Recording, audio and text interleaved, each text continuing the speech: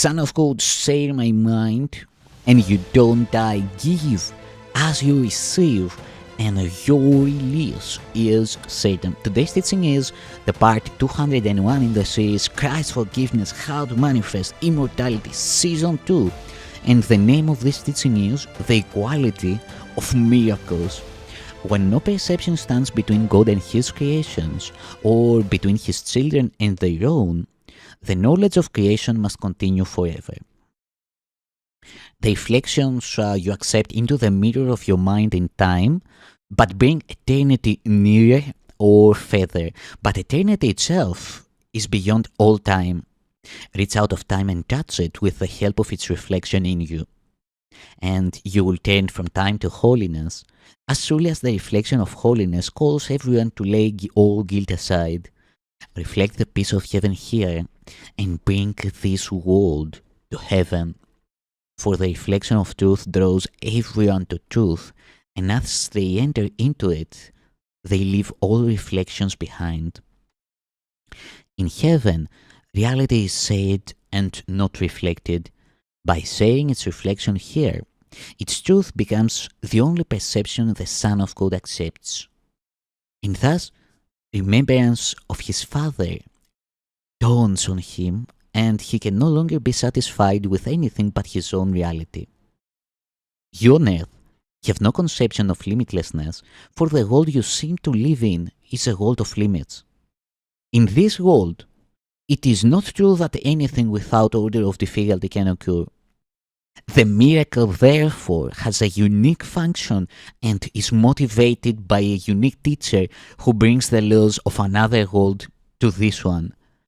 The miracle is the one thing that you can do that transcends order, being based not on differences, but on equality. Miracles are not in competition, and the number of them that you can do is limitless. They can be simultaneous and legion. This is not difficult to understand once you conceive of them as possible at all. What is more difficult to grasp is the lack of order of difficulty that stamps the miracle as something that must come from somewhere else, not from here. From the world's viewpoint, this is impossible. Perhaps you have been aware of lack of competition among your thoughts, which, even though they may conflict, can occur together and in great numbers.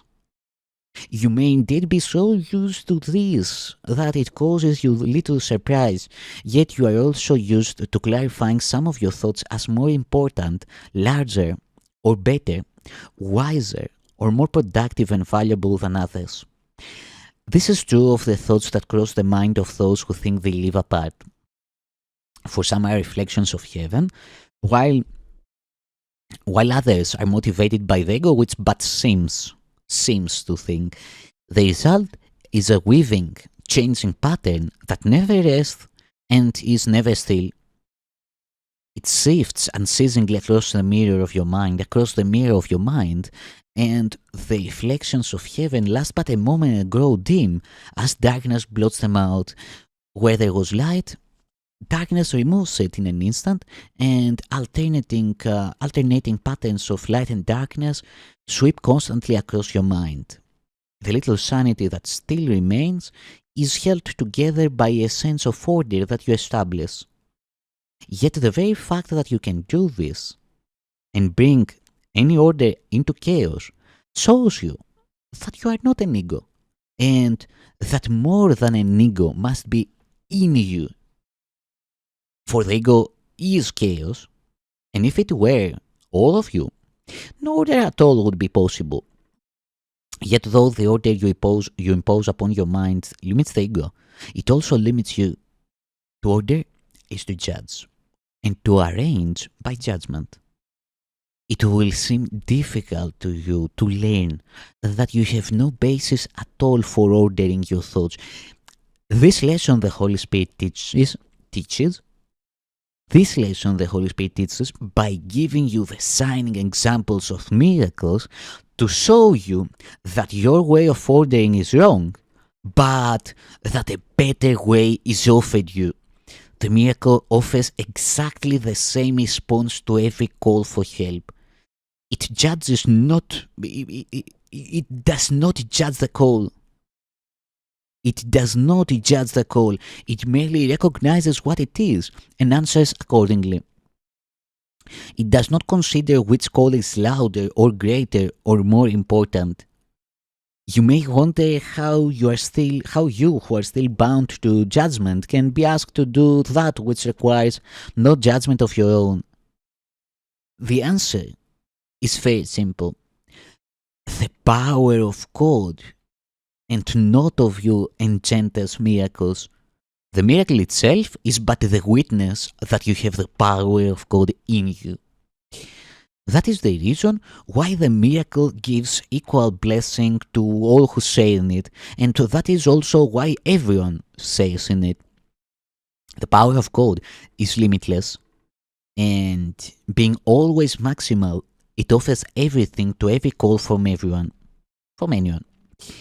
There is no order of difficulty here. A call for help is given help.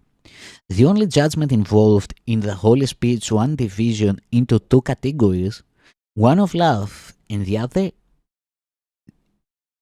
the only judgment involved in the Holy Spirit is the only judgment involved is the Holy Spirit's one division into two categories, one of love and the other the call for love. You cannot safely make this division, for you are much too confused either to recognize love or to believe that everything else is nothing but a call for love.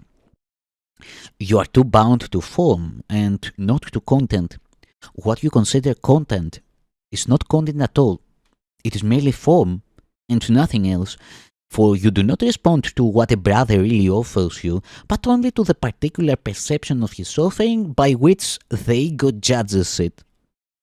The ego is incapable of understanding content and is totally unconcerned with it. To the ego, if the form is acceptable, the content must be. Otherwise, it will attack the form. If you believe you understand something of the dynamics of the ego, let me assure you that you understand nothing of it, for of yourself you could not understand it. The study of the ego is not the study of the mind. In fact, the ego enjoys studying itself and thoroughly approves the undertaking of students who would analyze it, thus approving its importance.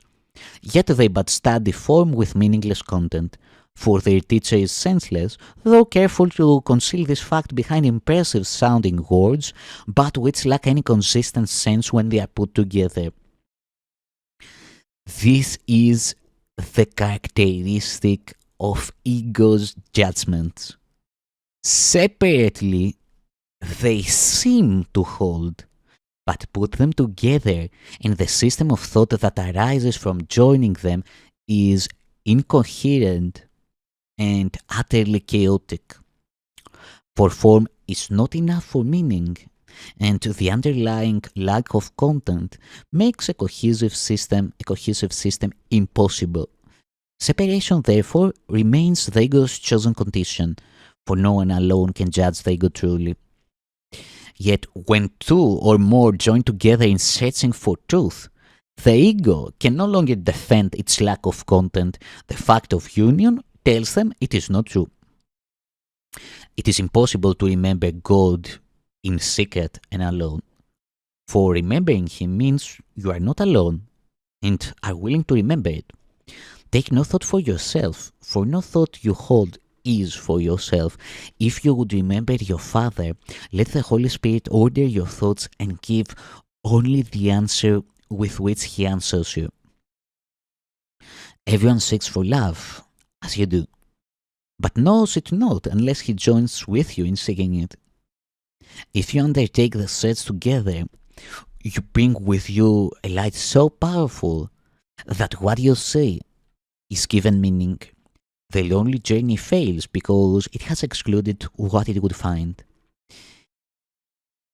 As God communicates to the Holy Spirit in you, so does the Holy Spirit translates His communications through you so you can understand them. God has no secret communications, for everything of Him is perfectly open and freely accessible to all, being for all. Nothing lives in secret, and what you would hide from the Holy Spirit is nothing. Every interpretation you lay upon a brother is senseless. Let the Holy Spirit show him to you and teach you both His love and His call for love. Neither His mind nor yours holds more than these two orders of thought. The miracle is the recognition that this is true. Where there is love, your brother must give it to you because of what it is. But where there is a call for love, you must give it because of what you are. Earlier I said this course will teach you how to remember what you are, restoring to you your identity. We have already learned that this identity is said. The miracle becomes the means of saying it. By supplying your identity wherever it is not recognized, you will recognize it. And God Himself, who wills to be with His Son forever, will bless each recognition of His Son with all the love He holds for him. Nor will the power of all His love be absent from any miracle you offer to His Son. How then can there be any order of difficulty among them? Thank you, Kuti.